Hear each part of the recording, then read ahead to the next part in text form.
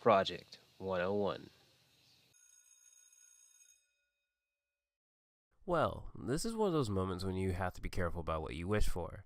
I wanted more projects to do videos on, and now I have 5 all at the same time.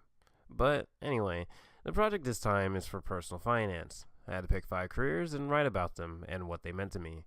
My 5 were YouTuber because, well, duh.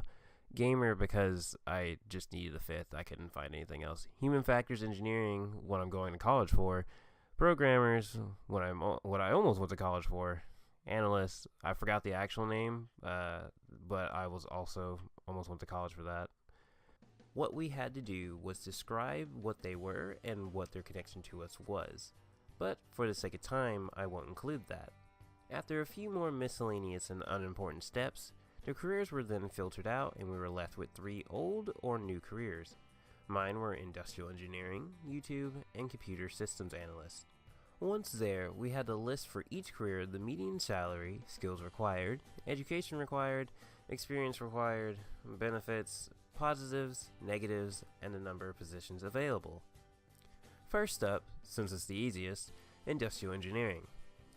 According to the Bureau of Labor Statistics, industrial engineers make on average $85,880 per year, or $41.29 an hour, which depending on where you live means you're living comfortably.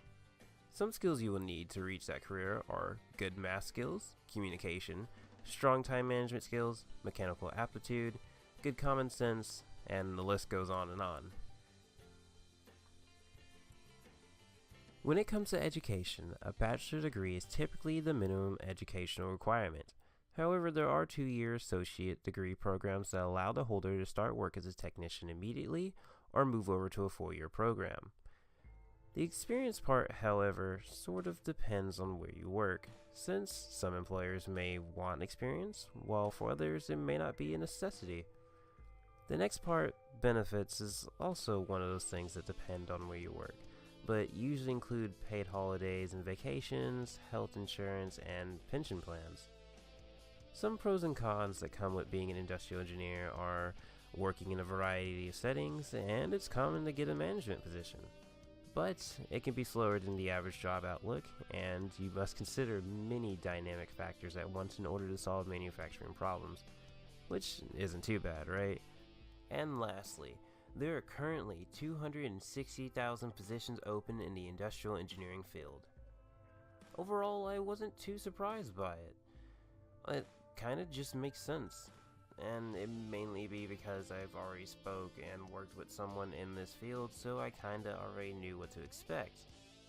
But that wraps up industrial engineering, and we move on to the second career I decided to research, YouTube.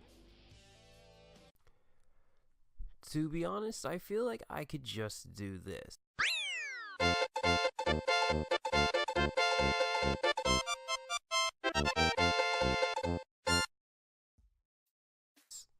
I mean, seriously, when it comes to YouTube, everything just depends. And I mean, it depends on way too many factors to count.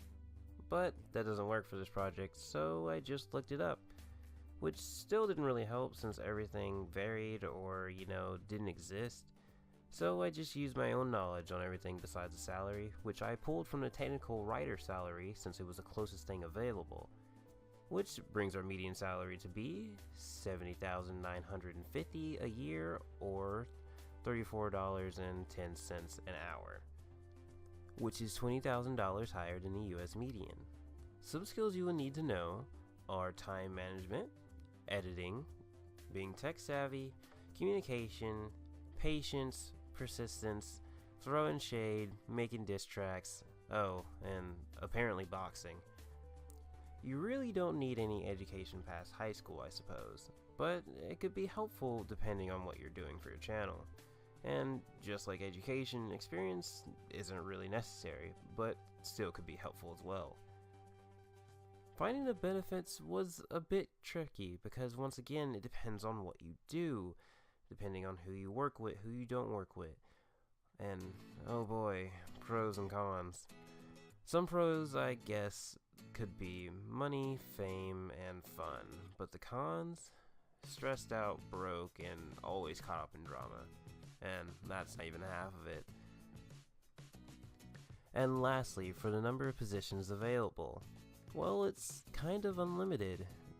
You can make as many channels as you want on YouTube, so it's kind of like unlimited job positions. It just really is more about, do you qualify? And that's it for YouTube. But I gotta say, one thing that surprised me was the fact that I couldn't find information anywhere more towards the salary part. I mean, like, YouTube's been out for a decade now, and you would think there would be some information by now, but I guess not. And finally, we move on to the last career, Computer Systems Analyst.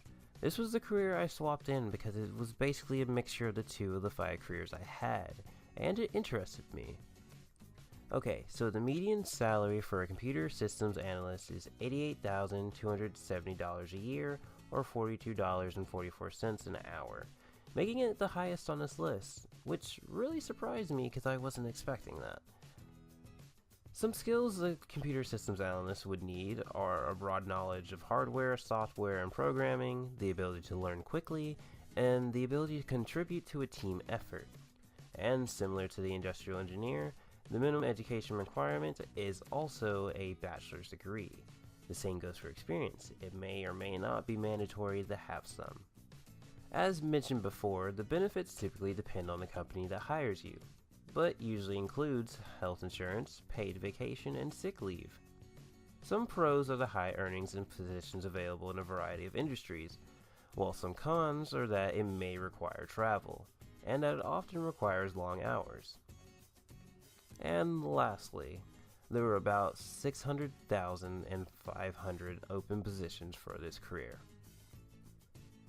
In conclusion, if I had to pick any one of these careers today, then I suppose I would pick YouTube, because at the end of the day, it's about what you enjoy, even though you may end up broke.